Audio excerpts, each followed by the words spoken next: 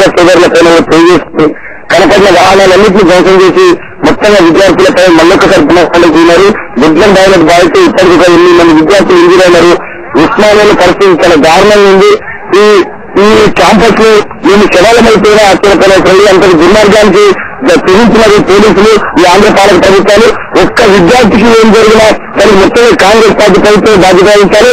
అంతేకాకుండా రాజీనామా చేయని తెలంగాణ ప్రజాప్రతినిధులు, తెలుగుదేశం పార్టీ వాళ్ళు, కాంగ్రెస్ పార్టీ వాళ్ళు, మంత్రులు అంతా వీళ్ళే ఒక్క విద్యార్థికి ఏం జరిగినా వీళ్ళే బాధ్యత వహించాలని చెప్పి నేను హెచ్చరిస్తా ఉన్నా.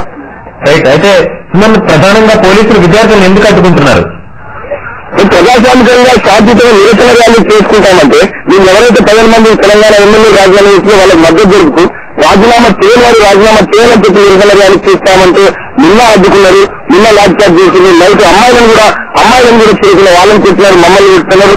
మళ్ళీ ఇవాళ కూడా సేమ్ అదే రిపీట్ చేస్తున్నారు. ఉద్యమాన్ని ఉక్కు పాలించాలని చేయాలని ఏకైక లక్ష్యంతో DCP commissioner additional chief Seetharamanjaneyulu, DCP Mahesh Ladda, ACP Ramachandar వీళ్ళంతా ఈ ప్రాంతానికి చెందిన వాళ్ళు కావాలని చెప్పి ఉద్యమాన్ని చేసే కుట్రలో భాగంగా ఏకైక ప్రభుత్వం ఈ పోలీసులు కావాలని చెప్పి మా గొంతు పెట్టే ప్రయత్నం చేస్తాను.